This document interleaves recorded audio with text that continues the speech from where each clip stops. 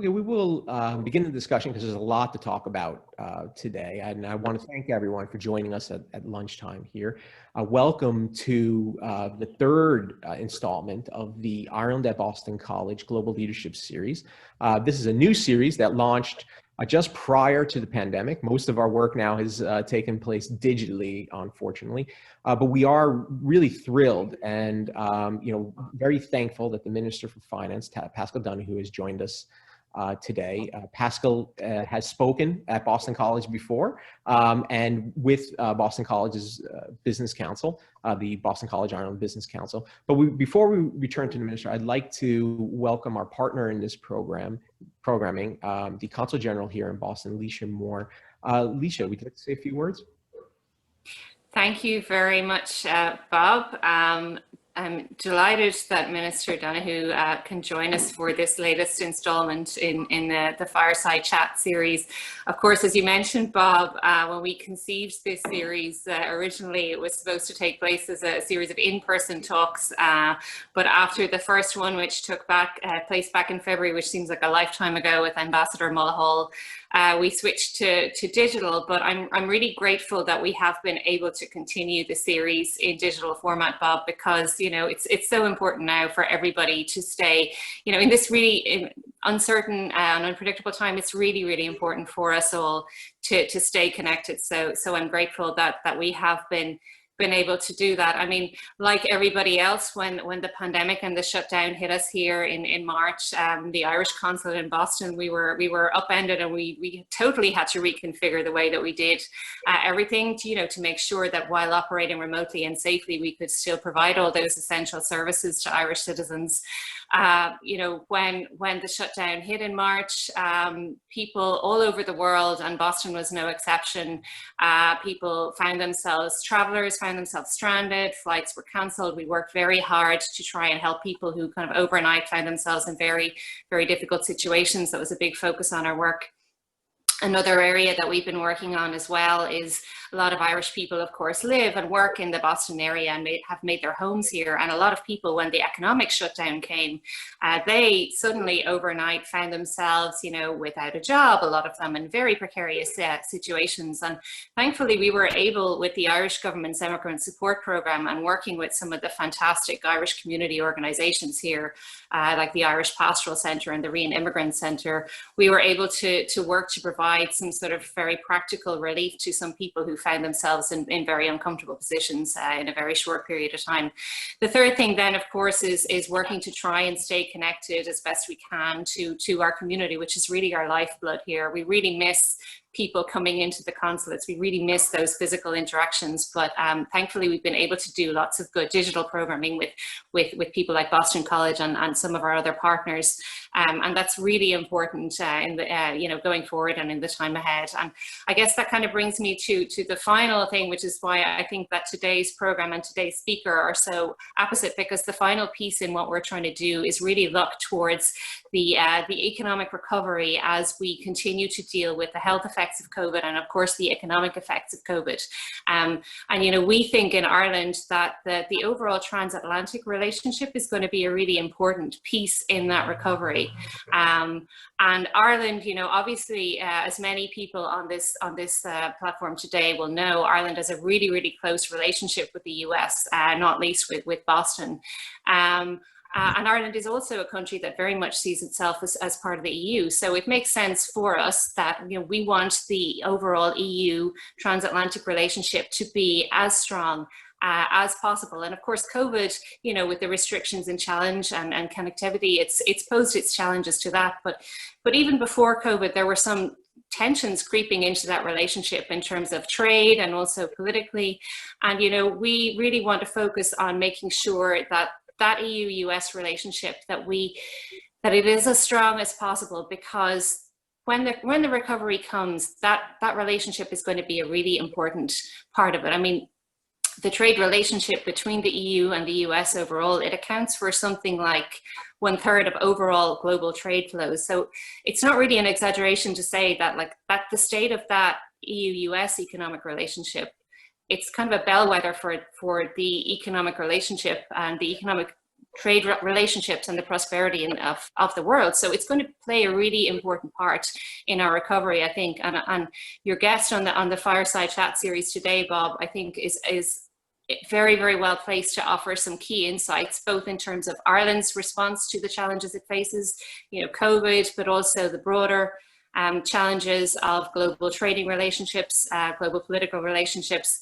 but then also the EU's place in that, because Minister Donohoe, as well as being the Irish Minister for Finance, is of course the recently elected president of the Eurogroup of foreign ministers. So I think that, Minister, you're going to be very well placed to offer our audience today some key insights, both into the transatlantic relationship, both from an Irish and an EU perspective. So thank you very much for joining us. Thank you. Thank you, Leisha, and it is a pleasure to work with you and the Department of Foreign Affairs on this project. We're very grateful for your partnership and your leadership here. And, thank you once again. It's my pleasure to introduce today's speaker, the Minister for Finance, Paschal Donohoe. Paschal first came into elected politics in 2004 in the Dublin City Council, later joining the Senate in 2007, and then becoming a TD in 2011 for Dublin Central. You've been very successful. You've had a number of ministerial postings, including the Minister for European Affairs, Minister for Transport, Tourism and Sport, just previously the Minister for Public Expenditure and Reform, and then you've had a very busy summer. In June, you became the Minister for Finance, and Leisha's already announced the President of the Eurogroup in July. So it's been a very busy and very successful year for yourself in a number of ways. But before we get into some of the hard questions, I think, let's just start with what you've been up to this summer, other than becoming president of the Eurogroup. I noticed on Twitter you were at a staycation in West Cork, Minister.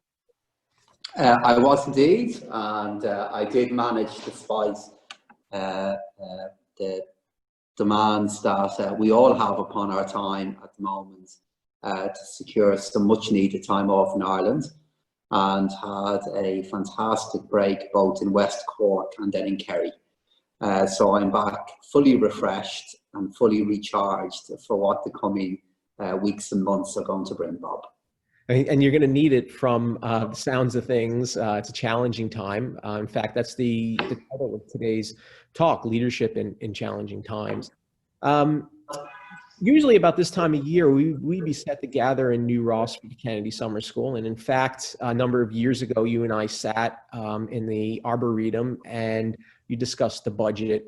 And so maybe that's where we should start. COVID crisis and its relationship to the budget and the consequences, and the challenges that has delivered for you. You must maintain the state's role in development and its actions, and at the same time, you have to respond to COVID. There's an economic crisis and there's a public health crisis, both of which have huge costs.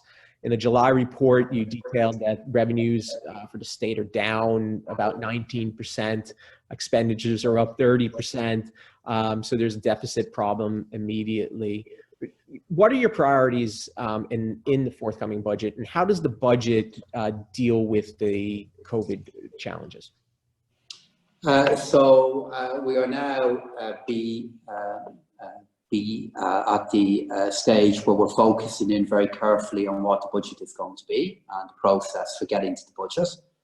Obviously, there are three political parties involved in this particular budgetary process. So we'll be engaging with all parties in government to understand their views regarding Budget 2021 and how we can deliver that budget successfully. In terms of the priorities of the budget, I split it into where we are economically, where we are socially, and where we are from a public health point of view, Bob, even though the dividing lines between those three areas are always very invisible in the lives of citizens. If I look at where we are economically, it's how we can support jobs, the creation of new jobs, and how we can support income as our economies respond back to the public health impacts of COVID. And we will be looking at what are the kind of measures that we need to continue, what are the measures we need to phase out, what are the measures that we need to change to allow employees, workers, employers to continue to deal with the consequences of COVID for our economy. From a public health point of view, our health service will continue to have some really important and some exceptional needs that need to be met as we strive to keep our citizens safe from this disease.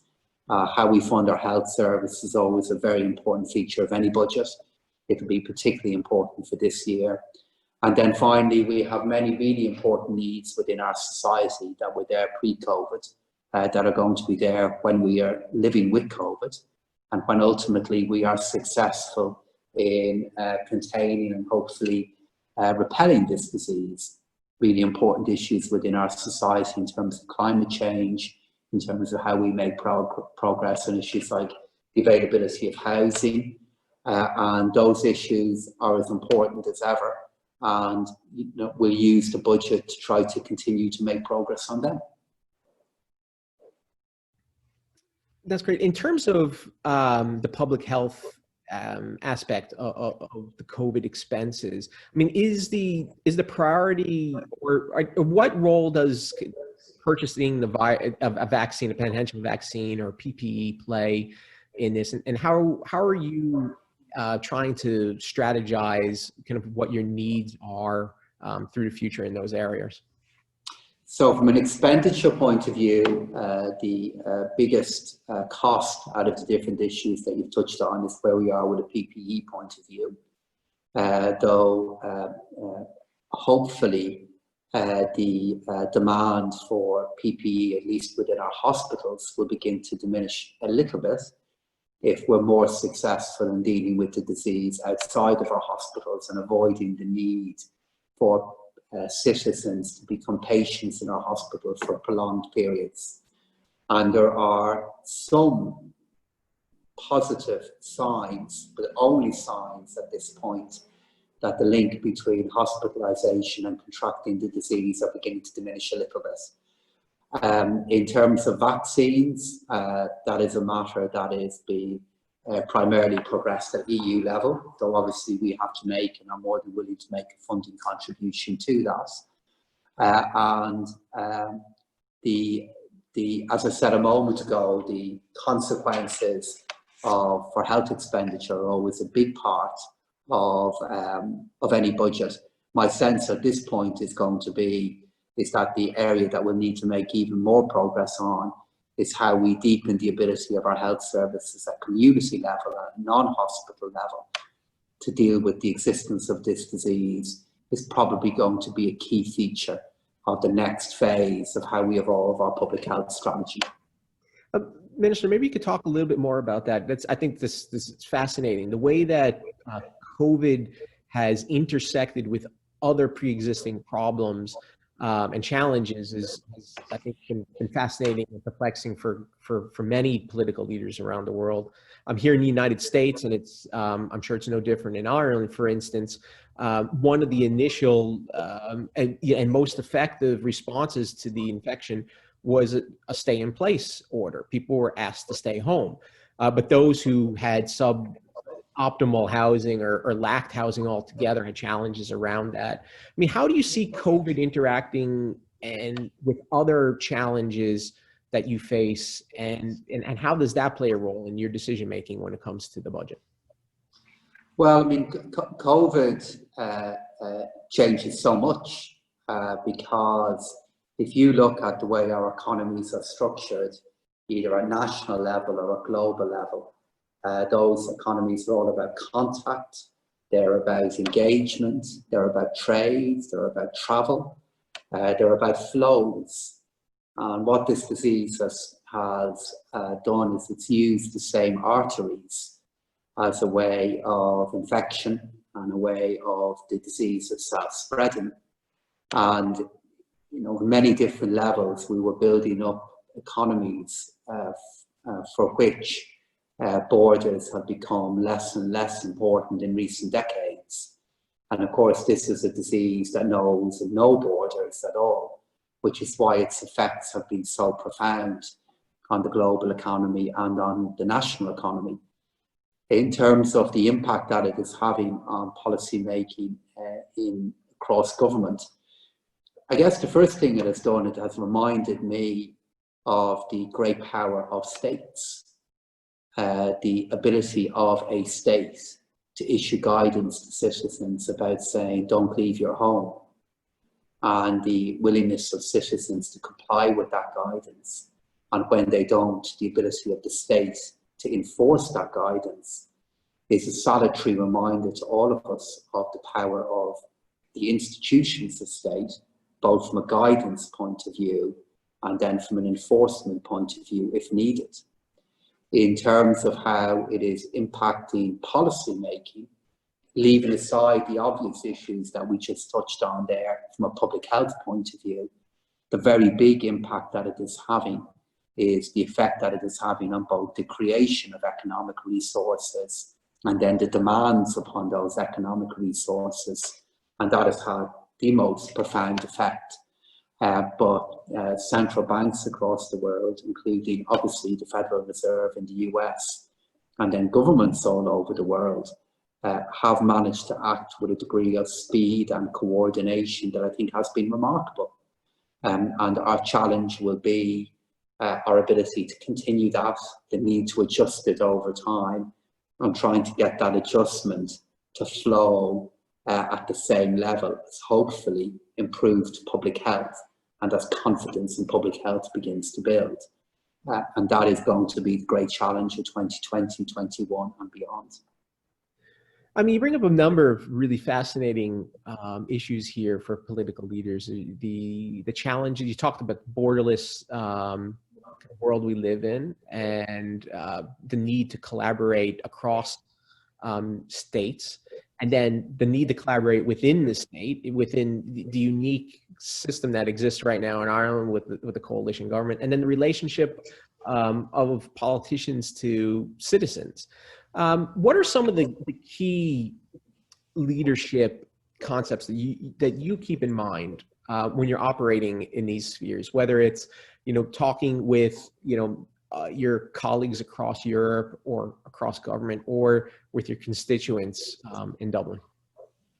Well, I'll tell you what some of the concepts are, but I'd have to be demanding about my implementation of them, and saying that even though I'm aware of what these concepts are, as politicians, we always strive to get them right, but clearly don't always get them right.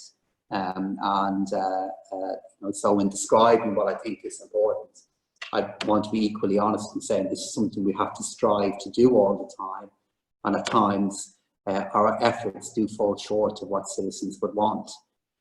But I guess some of the things that have been on my mind in the more recent phases of dealing with COVID are firstly, I think in the early phase of this pandemic hitting, there was a commentary developing and an expectation growing that in some way dispelled, for some, the end of globalization, the end of multilateralism, for others a significant weakening of it.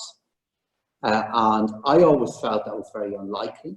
And as I'm now dealing with this phase of COVID, I'm even more certain in my own mind that it has just deepened the need for multilateral cooperation, most notably within the European Union, and reaffirming the need and role of the European Union.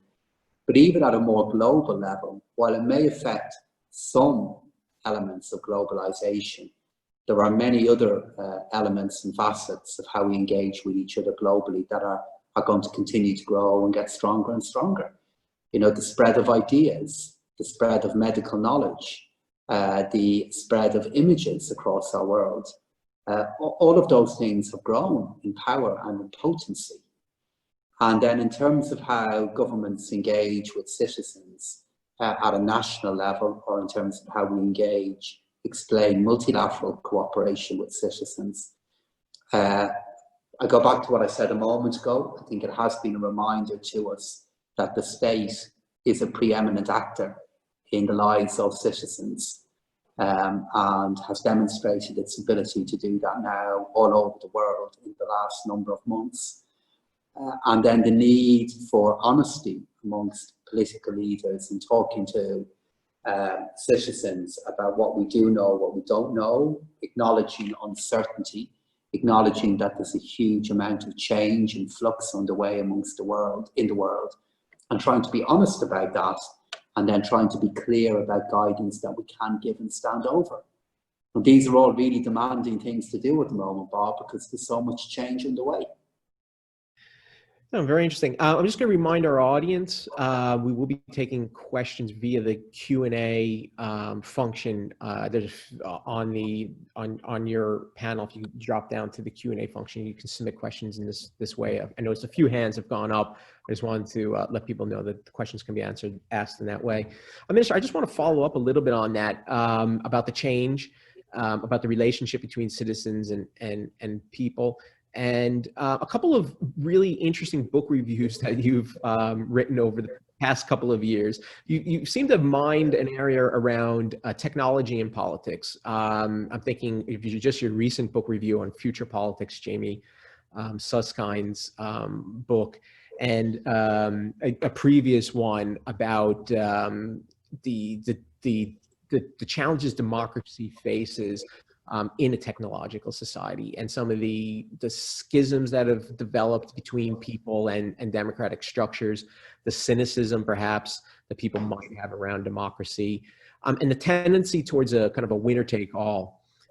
You also kind of, one of the book reviews discussed the importance of digital democracy, and you discussed the way algorithms will play a role perhaps in decision making, but there might be challenges with the democratic concepts there. And we've seen some of these just recently. The UK is dealing with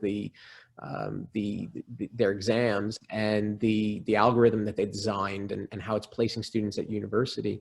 I mean, what are some of the things that as finance minister you think about when you think about technology and democracy, and how to have people represented, and how to achieve social justice with these digital platforms in mind?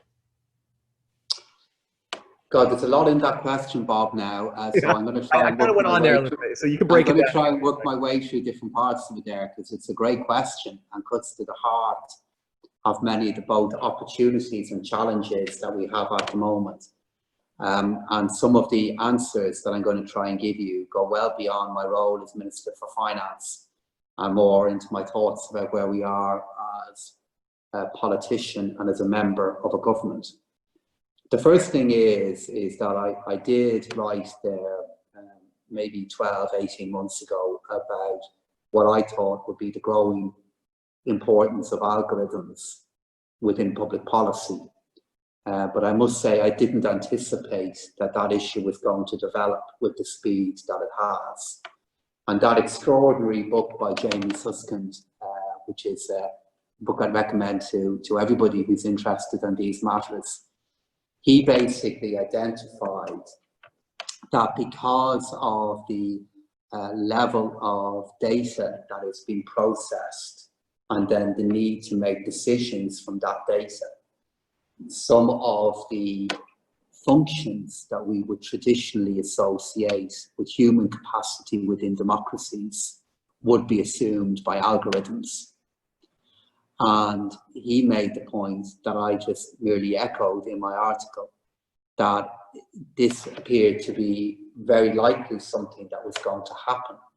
And if and when that does happen, we need to subject algorithms to the same level of scrutiny that we might normally associate with the drafting and implementation of laws. But I didn't think the issue would develop as quickly as it did.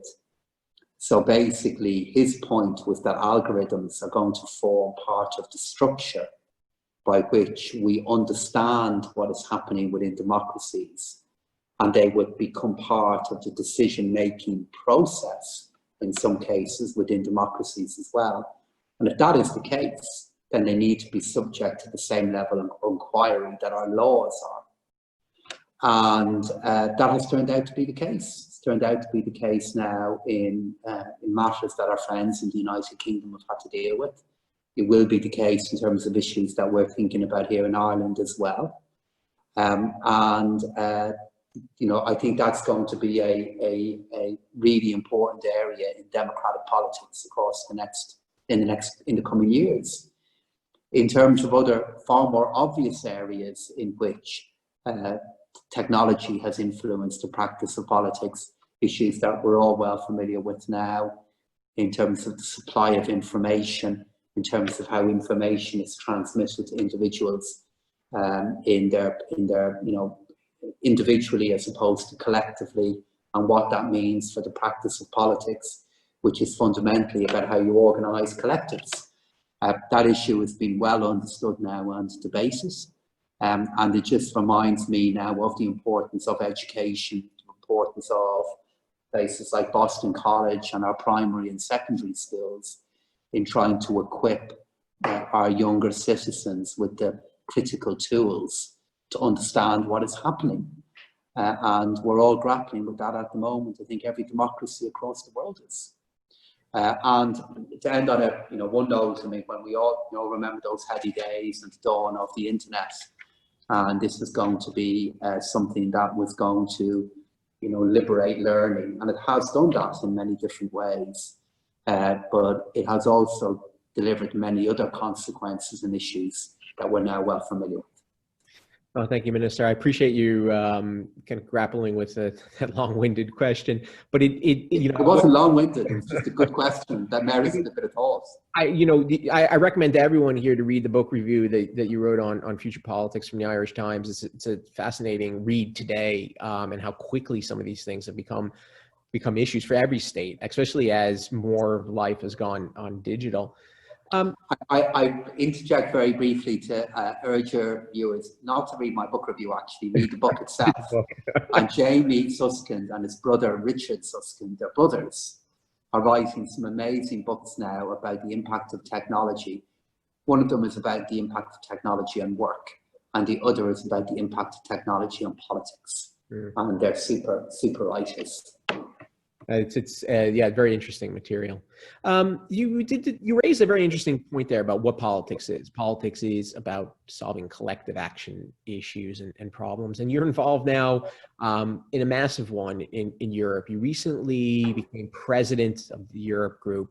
I think some people might be familiar with that, but a large part of our audience might not be familiar with that organization and what it does. So maybe you could talk a little bit about what the organization is, and then if you can investigate, how does that relate to your role as Minister for Finance in Ireland? Does it amplify Ireland's leadership in the European arena? Does it in some ways challenge Ireland's leadership? Is it hard for you to manage these two different hats, or are they one hat? Or maybe you could explore that a little bit. I think that would be of interest to many of our listeners. Sure. So the Eurogroup is the group of finance ministers that are inside the euro area currency zone. It stretches from small and medium-sized economies like Ireland to the very big global economies like that of France and Germany. And the Eurogroup is the group of finance ministers that meet every month to discuss policy issues that matter within the Eurogroup. The president of the Eurogroup is then the finance minister, who is responsible for leading those meetings and trying to coordinate the efforts of individual governments inside the euro area. That is what the Eurogroup is, and that's what the president of the Eurogroup does. And it is, in terms of its fit with my work as a finance minister for Ireland, very, very strong fit, because obviously we're members of the Eurozone.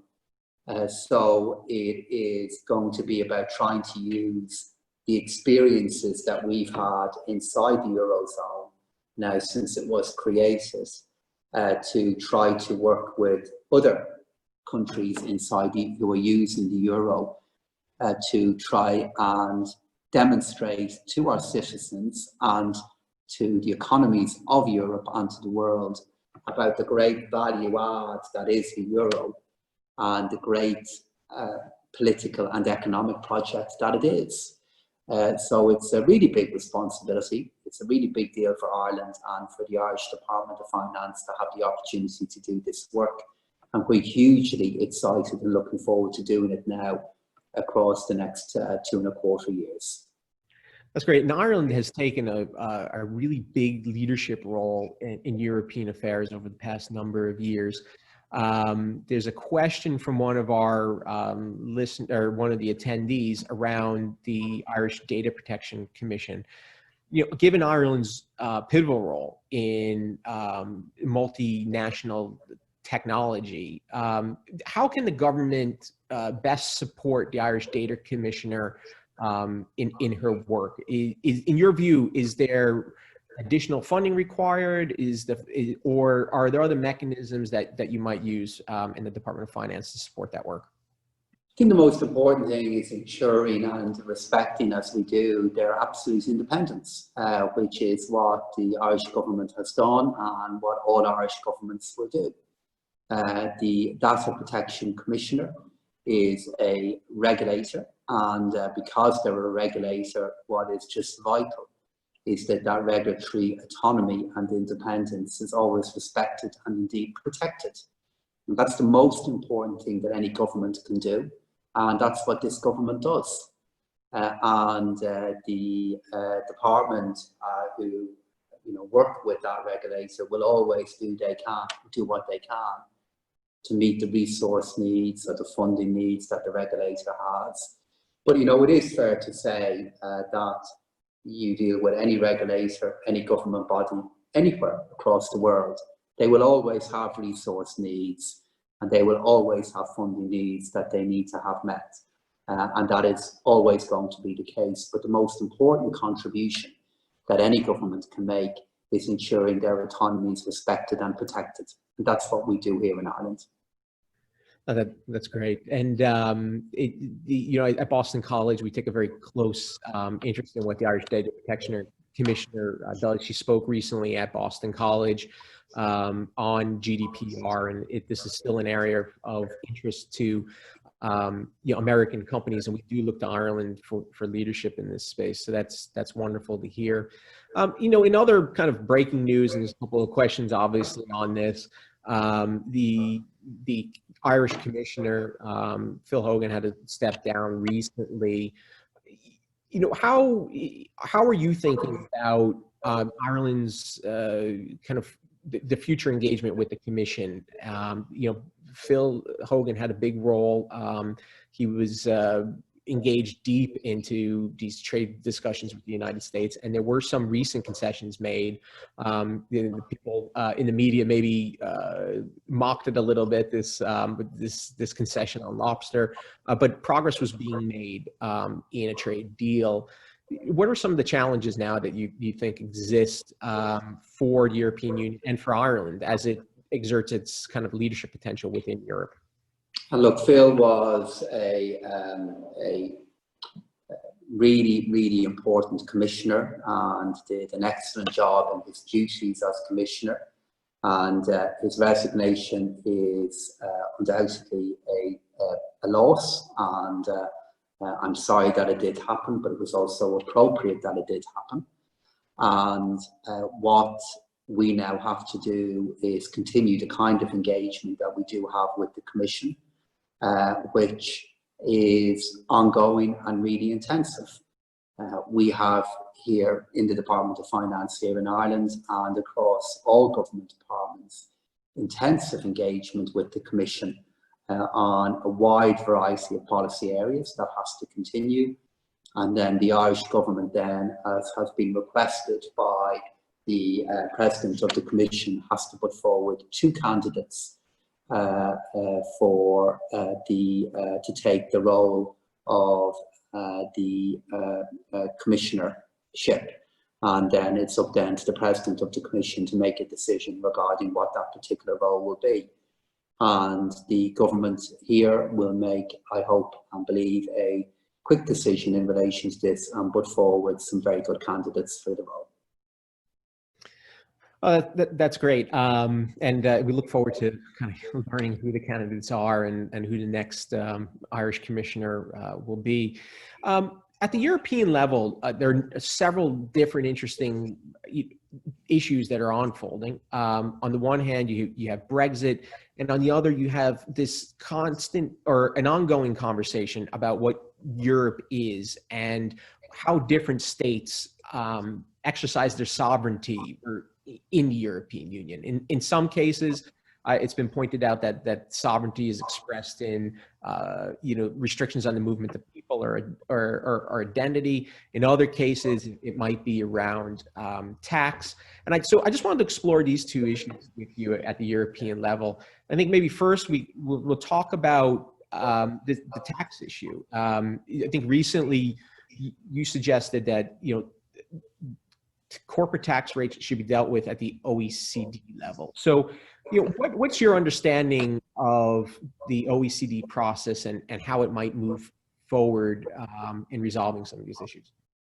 Well, the OECD is the only format that is available to us in which all the global participants in international tax cooperation are together and all able to engage with each other.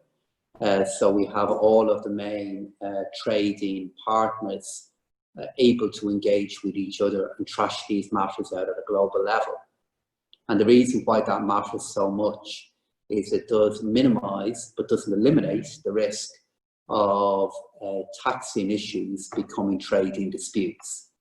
And that's why I've always taken the view that if it is at all possible to resolve these issues, it's best done globally and it's best done through the OECD. In terms of where that process stands at the moment, I would see that process within the OECD as being currently paused rather than in any way be concluded. My own expectation is that later on in the year, particularly in the aftermath of your presidential election in the United States, it will be very possible to reactivate the process within the OECD and use that as a way, I hope, of trying to get agreement on some really pressing issues. In relation to sovereignty overall, and you can look at different facets of sovereignty by policy area. 2 points to make about that. The first point is that if you're a small open economy like Ireland, the sharing of sovereignty is not the loss of sovereignty. If sovereignty is about how you can do something that has a meaningful impact on the lives of those who you serve, the pooling of sovereignty can allow you to achieve more than you can at times individually.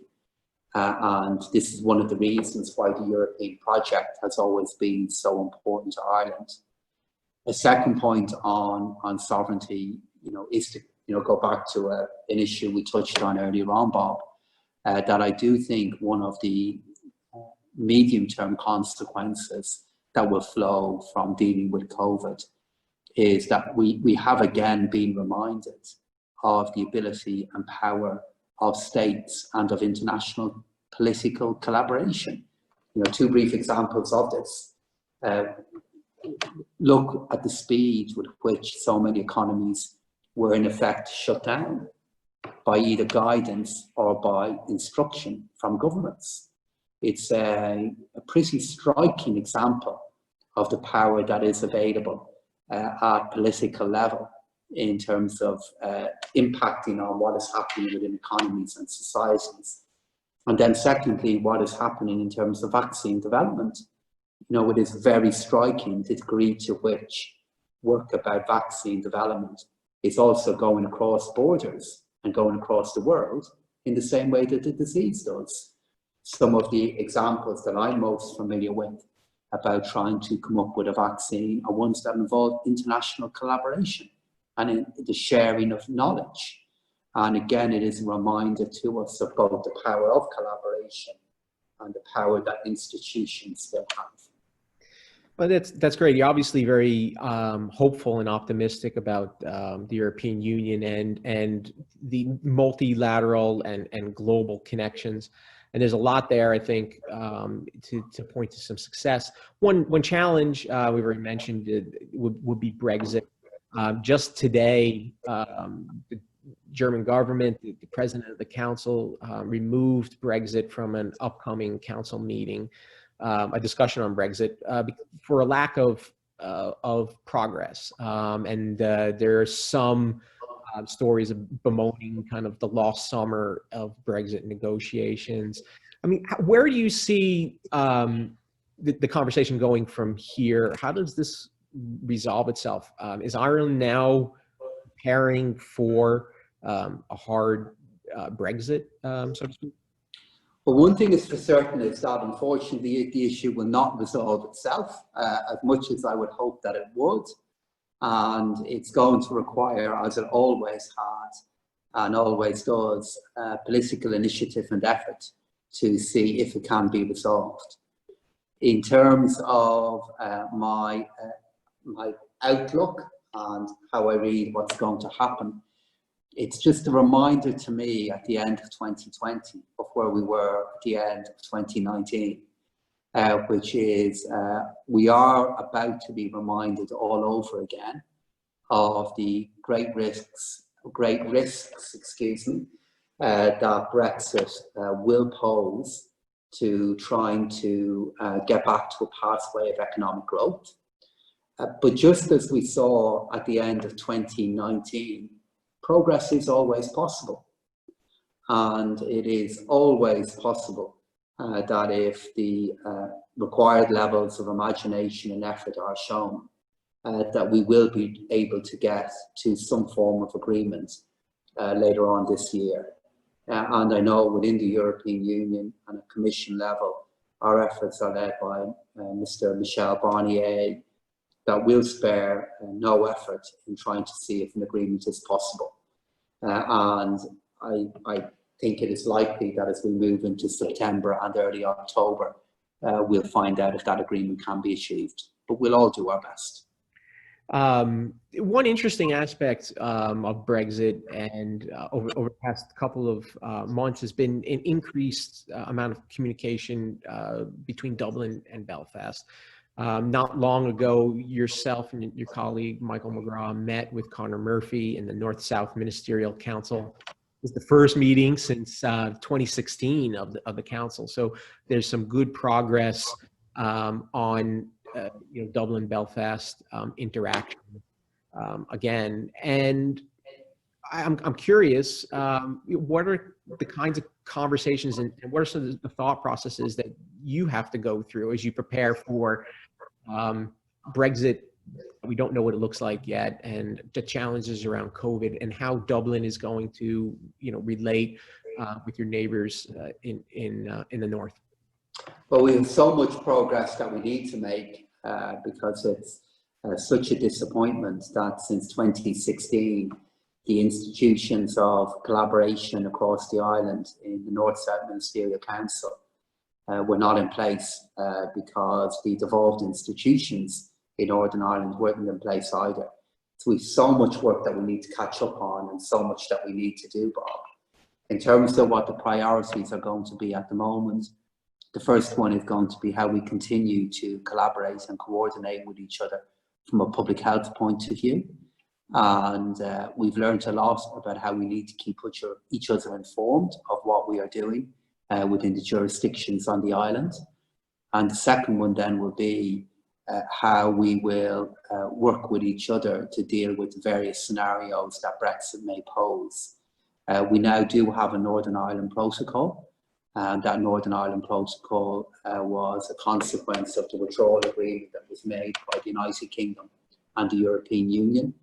And if we do get into some of the more difficult scenarios in relation to Brexit, obviously we will then have to look at how that Northern Ireland Protocol will then be operationalised and how we will work on the island. But to go back to what I said in your last question, Bob, we will all have to work as hard as we can now in the coming weeks to try to find an agreement that is acceptable to both the European Union and the United Kingdom. Yeah, some very challenging questions, for Northern Ireland and for the North and for Ireland to deal with over the next little while. There have been some great questions coming in here from our audience. I'm going to turn to them in 1 second. But one question I had intended actually to ask you off at the top, but is kind of fallen somehow to the place it is now in my line of questioning, is around the recent Irish elections. Fine Gael lost 12 seats. It was a tougher than anticipated, I think, election for you. But the popularity of your government rose in the kind of the interim period between the election and when this government sat. How are you thinking about electoral politics? What is happening in Ireland that is changing, that created a challenge for Fine Gael? Has there been a restructuring within Irish politics, do you think? Well, I don't think if we were living in more normal times, which I don't think we will be for a little while, the government that was formed in Ireland there a few months ago, I think we would have had a little bit more time to appreciate just the historical nature of it. Because for the two big parties of the broad centre in Irish politics to come together and form a government with our colleagues in the Green Party is a historic development for Irish politics. So one way or the other, this is an election and this is a government that will change what comes after us. In terms of the election of February the 8th, we could spend an entire interview going through what happened in that particular election and the different things we heard from the Irish people. It is the case that since then, the perception, at least of my own party for now, has been altered by what happened with COVID. But that is a perception that can always change all over again.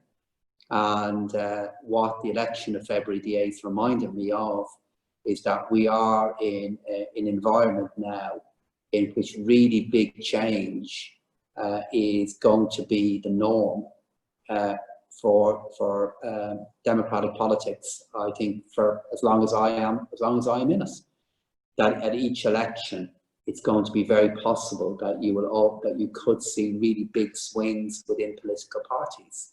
And for many different reasons, the election didn't go as the way we would have hoped earlier on in the year. But that is now in the past. We have so much that we need to do now, so many areas of progress that we need to make, that that's where we're looking now, looking forward.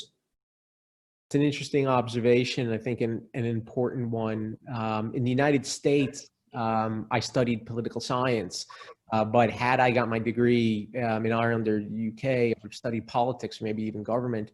And the difference I think that we have by and large in the US is that we can turn politics into a science, we believe, and that we can figure out how to operate it and what will happen. But at each turn, I think we're reminded that politics is events or whatever you want to call it, but it is a constant challenge. I mean, you've been in elected politics for a while, and so you've been able to stay ahead of that a little bit. What are some? I don't know if I've stayed ahead of us, Bob, but I've certainly been in it. What are some of the things that you would recommend to a younger politician now to kind of deliver electoral success?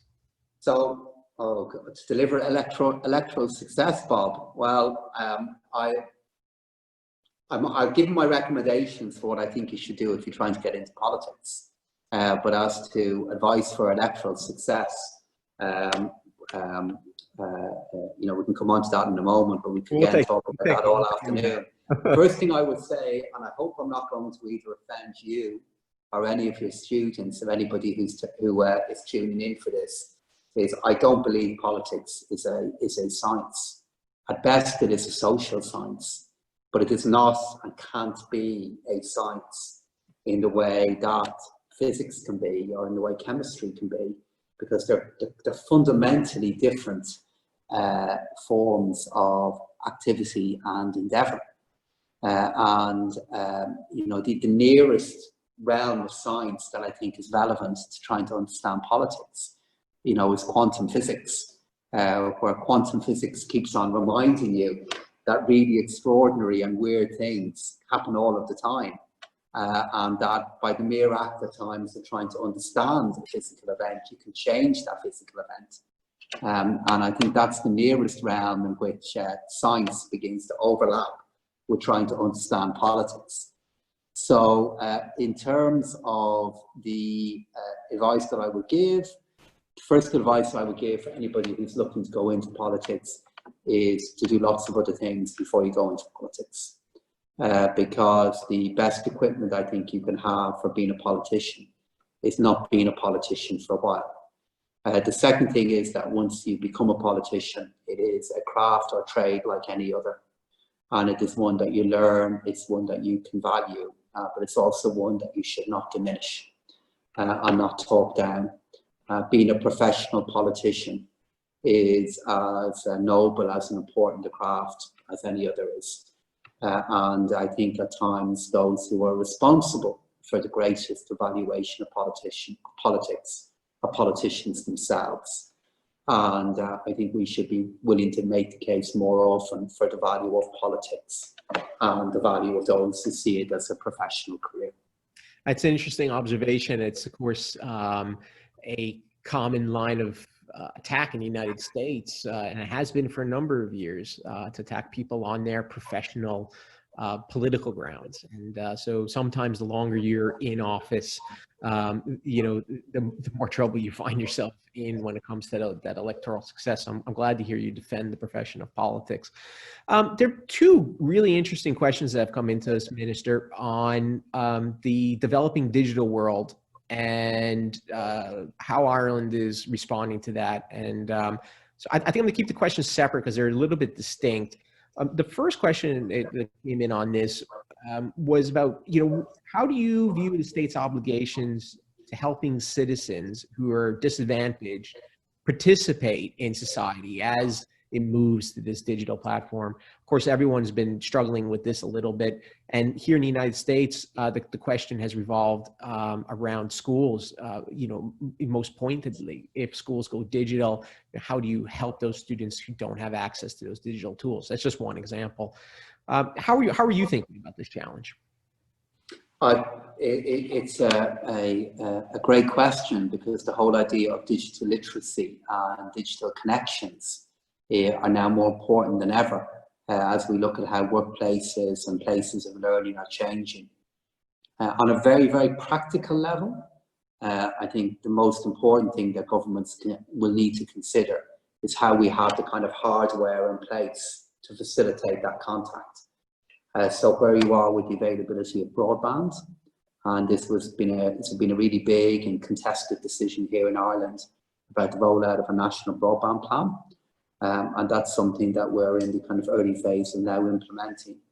And even here in Ireland, my colleague, the Minister for Higher Education, Simon Harris, has just announced making grants available to help students with the purchase of laptops, which is a really kind of tangible example about recognising that the students are not going to be physically in places of learning for a bit longer. We have to help ensure they can still learn, but learn remotely. The second thing for me, though, would be just to go back to something we touched on earlier on in the interview, which is ensuring is maybe too demanding a thing to be able to do, but giving citizens every opportunity that we can to help them develop the skills and tools for themselves to navigate the digital world, to help equip people with the ability to analyze and challenge information, to appreciate the value of truth. And these are things that are really best done in our schools and in our universities and colleges and places of higher education. And I think those most basic things about education are perhaps even more important in the digital world. That's interesting, and it is a universal challenge here in the United States. Dell has said that there's a shortage of about 5 million laptops currently, so there's a big need for them, and The big shortage. Big shortage. So don't drop your laptops if you have them.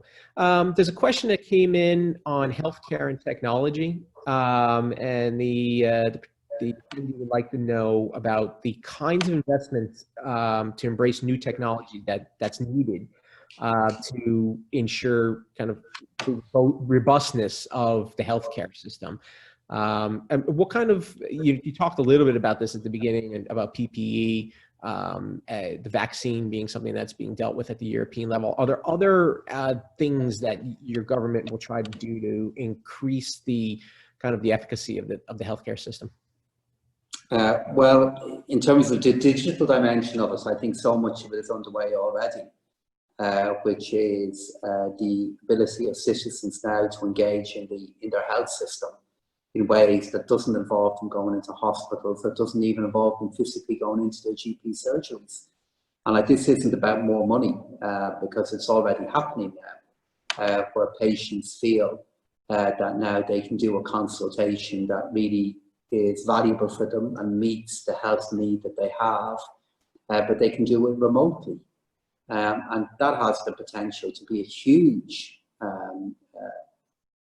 improvement in the efficiency of our health system, while also protecting the health of both the patient and the GP, the doctor, the nurse, the healthcare professional. That is one of that change is already happening here in Ireland, as I'm sure it is in the US. Yeah, absolutely. And I will have to say I think we all are very grateful for our first responders and our healthcare, those who staffed it during this challenging time, but before and will continue to do so. So it's great to hear that you're thinking through these issues of support. Minister, we're nearly out of time. There's one last question that's come in. It's come in from a student, recent graduate at Boston College, and I do want to get it out because it's a question after my own heart and interest as well. The student's asking about Global Ireland, the foreign affairs policy that Ireland is pursuing, and he's interested in particular about Ireland's footprint in the Arab world, in the Middle East and North Africa, and kind of what financial contributions or engagements are wrapped into Global Ireland in that region of the world. So the first one is, on a very physical level, the commitment that we have to our embassy network in those parts of the world. And we have continued with either the maintenance of embassies in Africa and elsewhere, and indeed opening up new embassies as well. And I'm very proud of the fact that we do have an embassy network that compares really, really well with lots of other countries that are a lot bigger than Ireland. And then the second thing is the commitment that we have to overseas development aid. And during our most difficult moments, we still managed to protect an awful lot of that. And then budget by budget in recent years, we've also been able to make improvements in our overseas development aid budget. So there are two things that I hope and I'm confident will maintain the Global Ireland programme and footprint. Well, thank you, Minister. We covered an awful lot of ground today and in the past hour, and I wanted to thank you for your time sincerely. If you were here in person, I'm sure our audience would have drilled down into some of these questions in the repeated way that only an audience in Boston can. But you didn't do a bad job, Bob. No, well, I appreciate it. Thank you.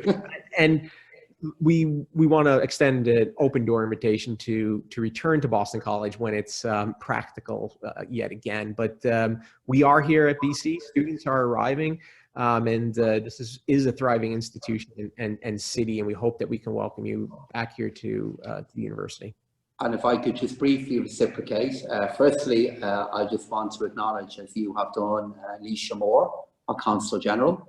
They are hugely important parts of our diplomatic network, And I know Alicia is doing a great job over in Boston and in that part of the US.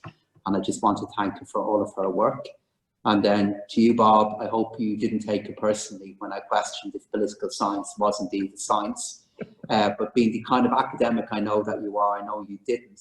And it'll just make you strive harder to turn it into a science. Well, and for all those who tuned in and participated in this, I've had the great privilege of visiting Boston College and working with you, Bob, on a number of different occasions. And I know what a great place of learning and study that it is. And I hope as all your students come back, that everybody does it safely, as I'm sure they will. And I know you and the college will do all they can to make sure it is a safe return. And I really look forward to at some point in the, I hope early next year or as soon as possible, having the opportunity to come and visit you all again. Because it's the relationship that we really value here in Ireland. Absolutely. And I've just seen somebody tweet here that quantum mechanics equals the art of politics. So there we go. One day we'll have to delve deep into this. I think I spent the better part of 6 years of my life writing a dissertation on the relationship between politics and as a science and politics as a practice. So it's something I could really enjoy getting into, but I won't bore everybody with it. Now that I know you spent 6 years writing on the subject, it reminds me not to bring it up with you again. No, it's a head scratcher. I want to thank all of our attendees for spending the hour with us. Thank you very much. We hope to have another one of these, and we will have another one of these conversations in the very near future with one of the minister's colleagues for sure. In the meantime, if you have an opportunity and can get to Boston College, we will welcome you here, of course. And we do think of ourselves at Boston College as the premier Irish university in the United States. So we would want to extend that welcome to all of those in Ireland and of course as well your neighbors in the UK. I thank you, everyone. We'll talk to you again soon. Thank you, Minister.